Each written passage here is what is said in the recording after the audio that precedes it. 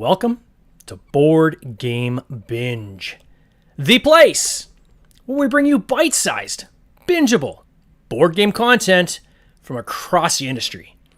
I'm your host, James Staley, and in this episode, we're chatting with Derek Jouppi from Blackout Games. His first title, Blackout, a detective board game about being blackout drunk, takes you on a wild ride of trying to figure out just what exactly happened last night.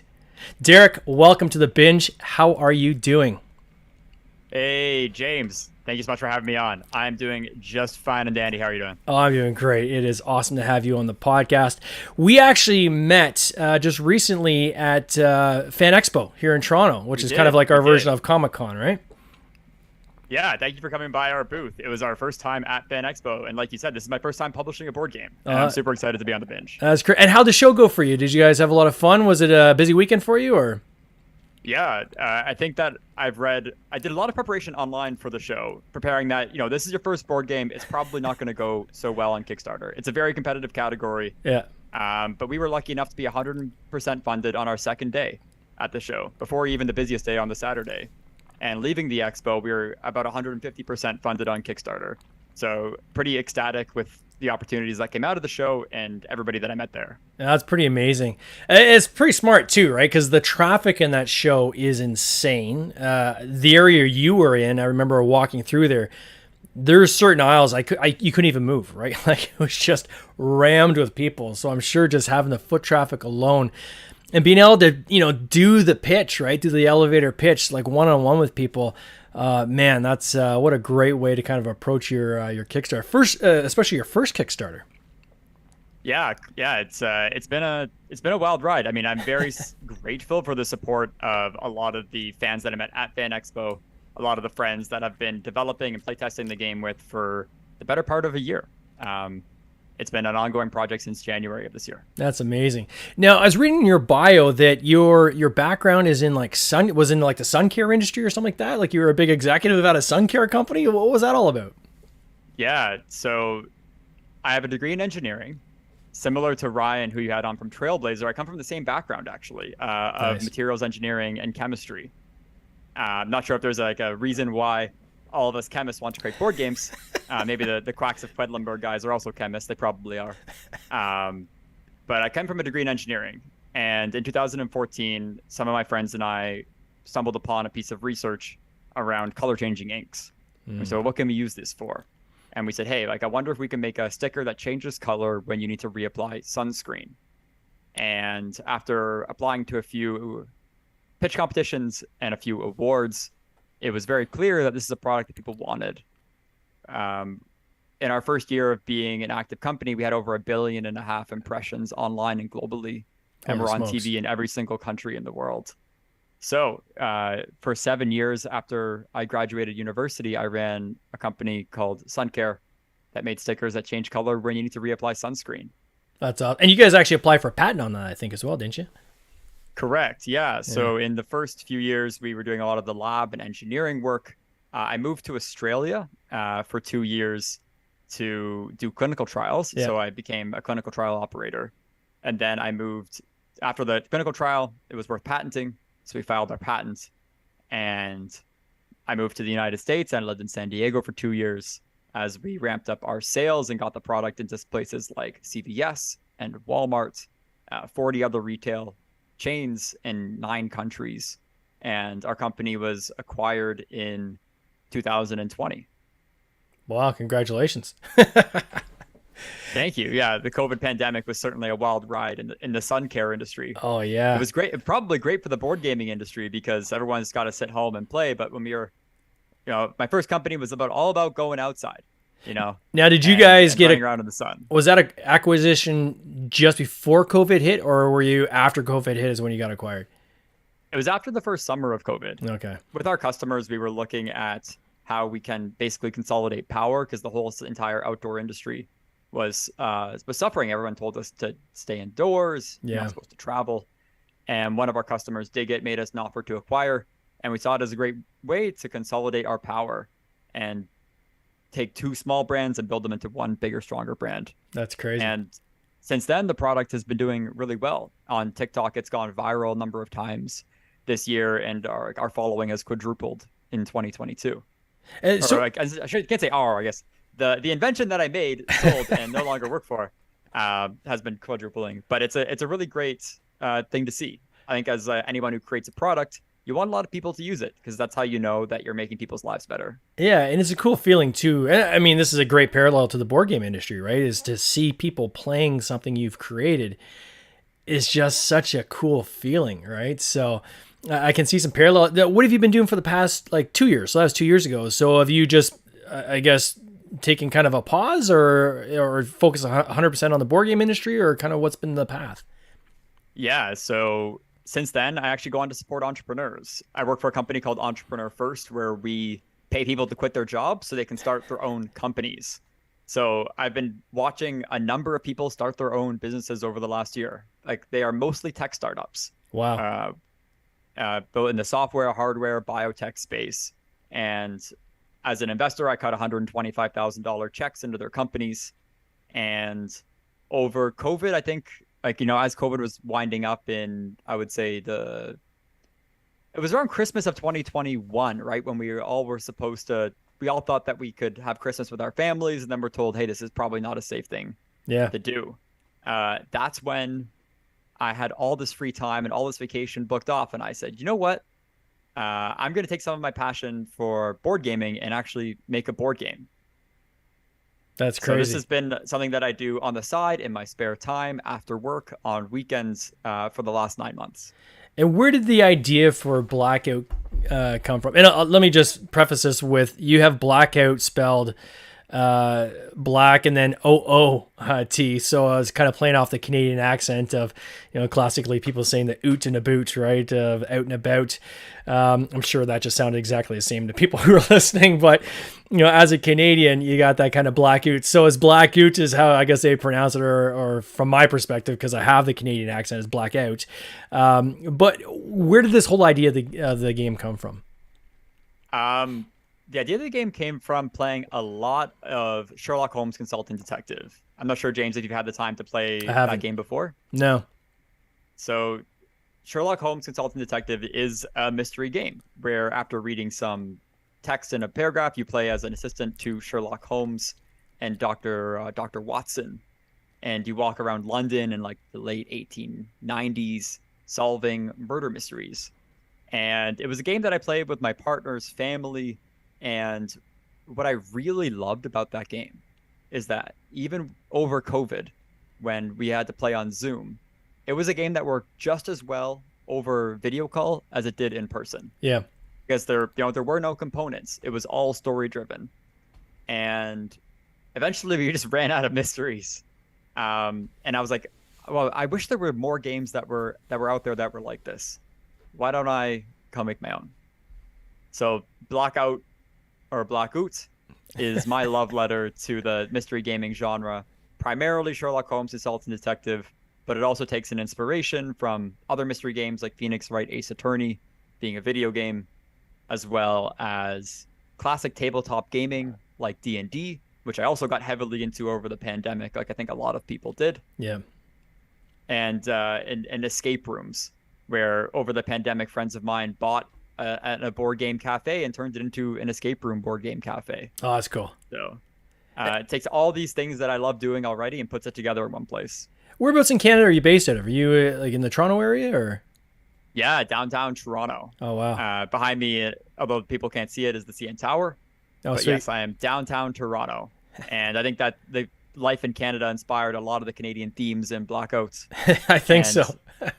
For anyone who gets a copy of the game and takes a close look at the map, it's actually a reimagined version of the city of Waterloo, Ontario, which is where I went to college. Oh, interesting. And the one piece that merges in there as well is The Hangover. I think that's kind of an obvious one as well, right? This whole idea of kind of waking up and wondering, okay, what happened? I have no memory. What happened last night, right? And trying to kind of piece that together. Is that some of the inspiration there as well, or?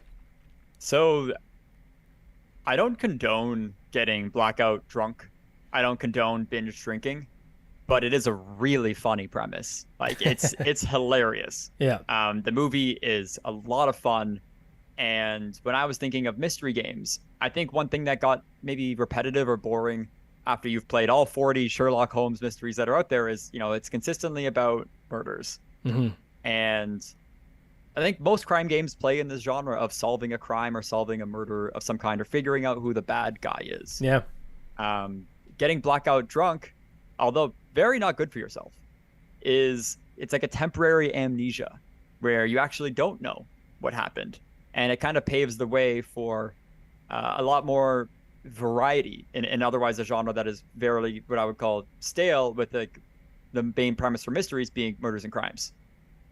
So like the crimes in Blackout are, basically crimes against your own reputation.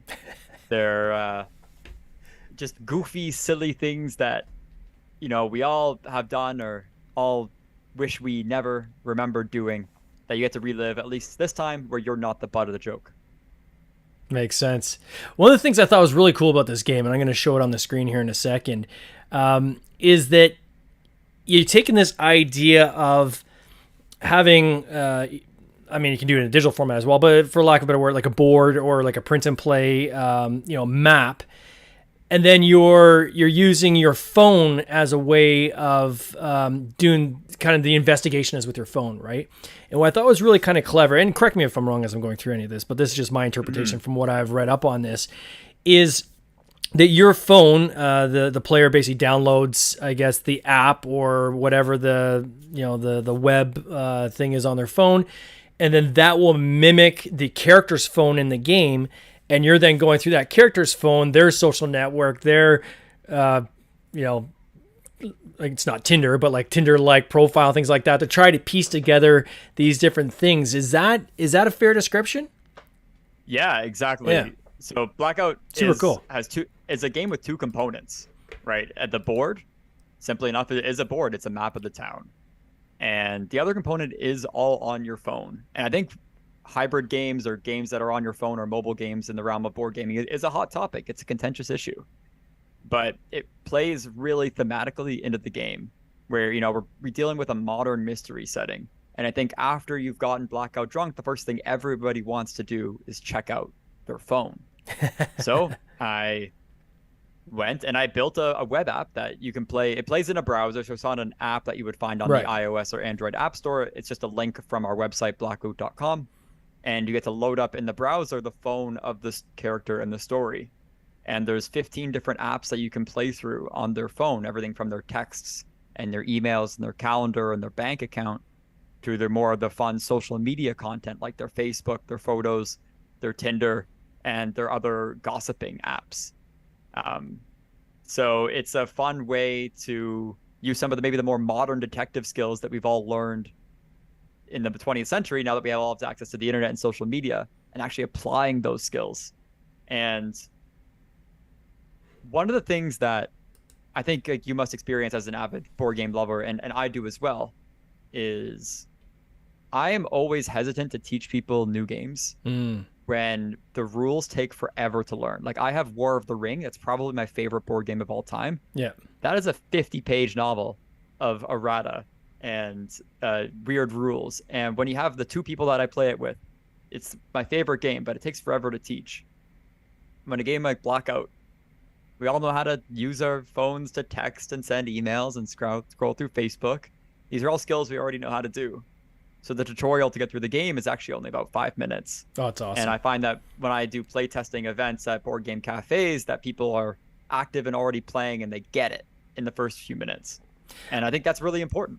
Yeah, the older I get, I find the less patience I have for long instructions on how to play a game. Like for me, I'm like 5-10 minutes max, and then I grow incredibly impatient, incredibly fast.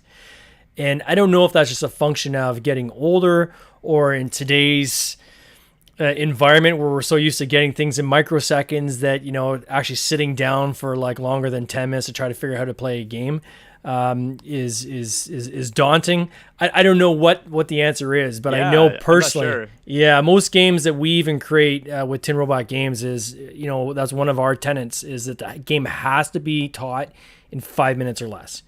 And if you can't teach the game in 5 minutes or less, we don't want it in our portfolio, because our games are designed for game nights, going out to cafes, hanging out with friends, bringing new people into the genre and trying to, get, almost like gateway games into the industry was very tough to do if you're spending an hour explaining a game and then 2 hours to play.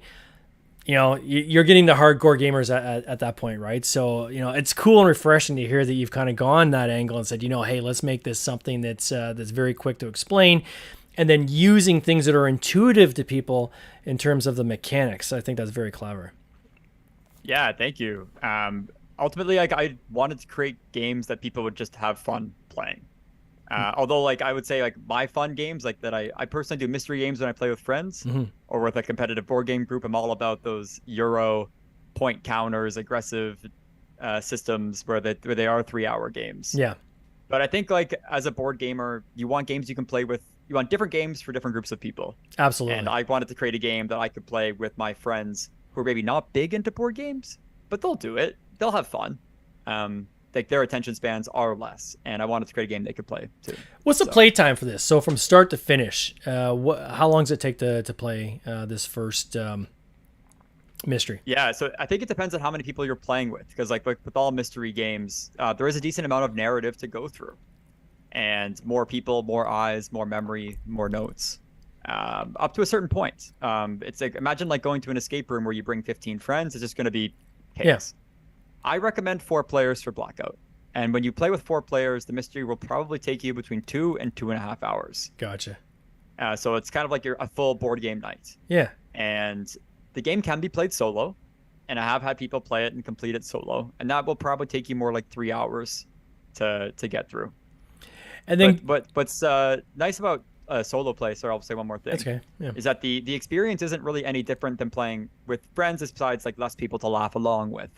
Because when you add more friends, all you do is you just divide and conquer the various apps on the phone. So you each are spending less time reading and more time collaborating. So as a solo player, you will also be able to you'll just read all the apps yourself, and you'll be able to experience every part about Blackout. Because it's unfortunate that our mysteries aren't replayable, right? It's a crafted experience. They're just like other mystery games. Once you know how to solve the mystery, you kind of have to wait. So you forget it, or you get blackout drunk while playing the game, then you'll forget it the morning of, and then there's infinite replayability, right? And then what's kind of the winning condition? So are you trying to what is the solve you're trying to figure out? Is it trying to figure out a sequence of events that you're piecing together, and once those are complete, then you've basically solved the game, or what is kind of that end winning kind of trigger? Yeah, that's a great question. As you go through the game, you're going to be unlocking your memories of what happened last night.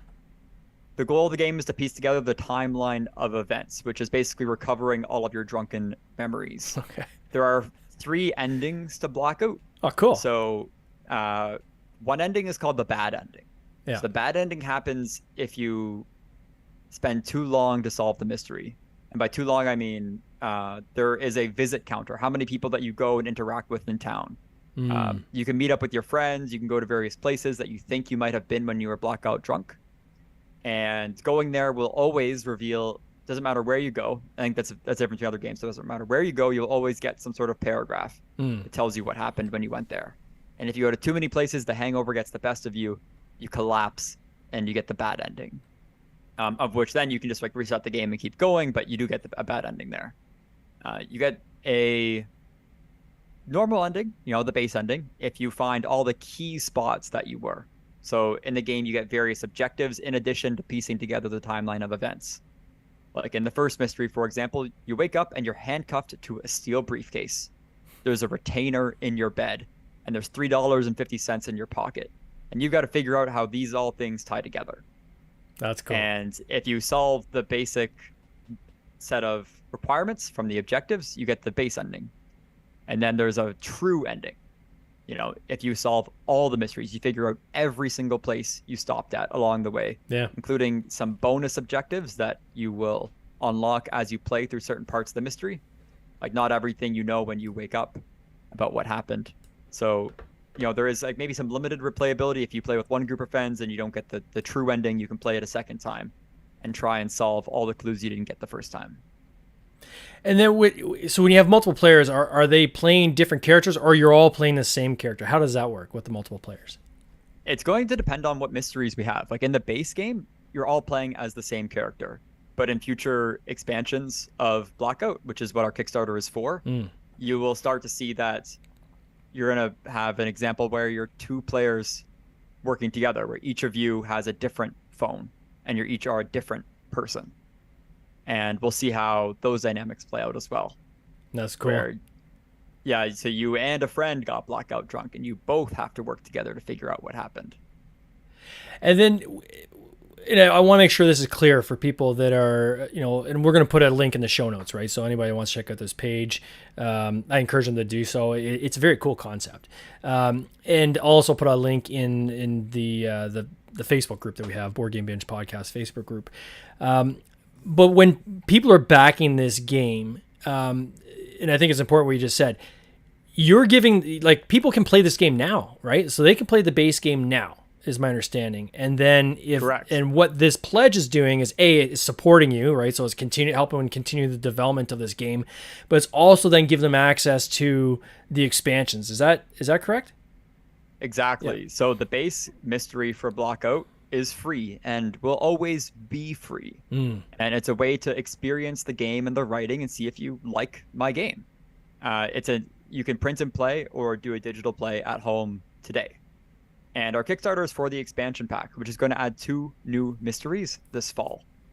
As we develop the game further, you will see that we're going to be releasing basically just more mysteries on top of the same board game map. As we are now in like the 150% plus funded territory, the next thing that we're going to announce is a stretch goal for like physical editions or retail editions that you can keep on your board game shelf. That's cool. How does the engine of this work? So is it like, so for the expansions, will they then be continuations of the same story, or is it built off the same platform? Or can you talk a little bit about that? That's a good question. Yeah. That's a good question because part of the answer to that question spoils the ending of the first mystery. Okay. Do you keep playing as the same character? Are there new characters? I can honestly say the only way to play is to find out. That's cool. And getting set up, how quickly? Because I saw the links on your page where people can go and they can literally, and again, I encourage people to check this out. You can literally start playing this game right now, right? So even before if you want to try it before you back it, you can try it right now. So, but how long does that setup take when people first, click on the link, and from that point to when they're actually into the game, how long does that take? Is it still like the 5 minutes or? Yeah, if you actually go to our website, blackoot.com, or our YouTube channel, Blackoot Games Inc., you can see a 6-minute tutorial where not only do I get the whole game set up for digital play, but also I'm also playing through some of the first parts of the game. So you can see how quickly it is and how easy it is to jump into Blackoot. That's awesome. What's something you've learned? Like, so you've come from a very successful career, right? So I mean, you guys really slammed it out of the park in the Suncayr industry.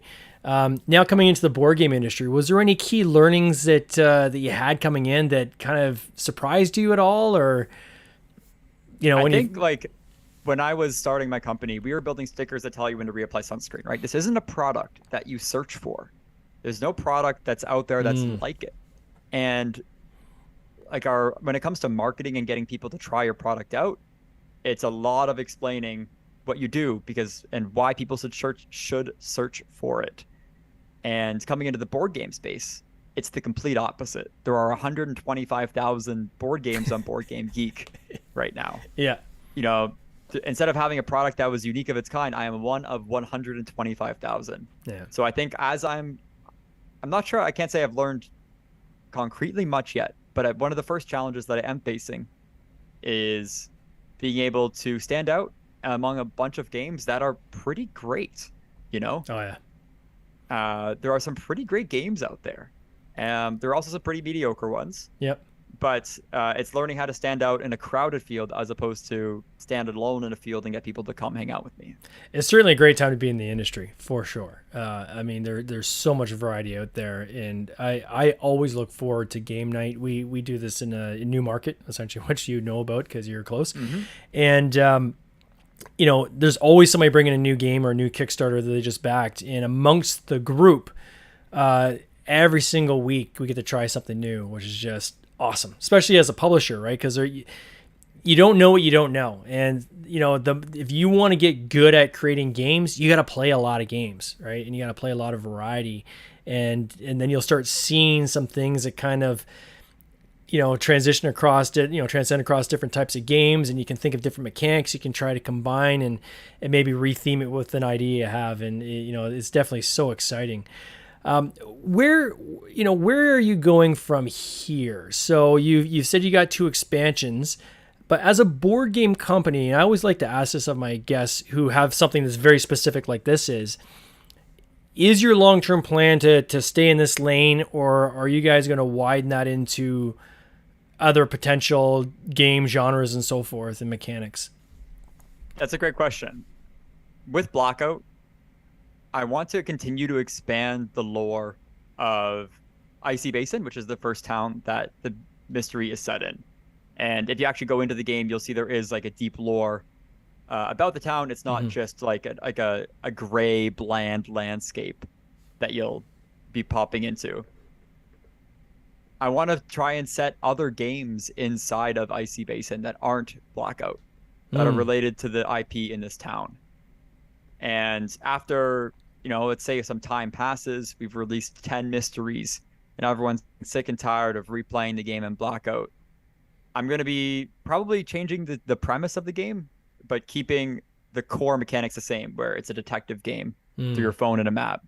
And changing the scenario. I think like right now, my first instinct is to go to around early medieval England, around the time when Stonehenge was built by the aliens who set it as their interplanetary space marker, and they gave phones to all of the high royalty to play, and it basically just plays out like Bridgerton.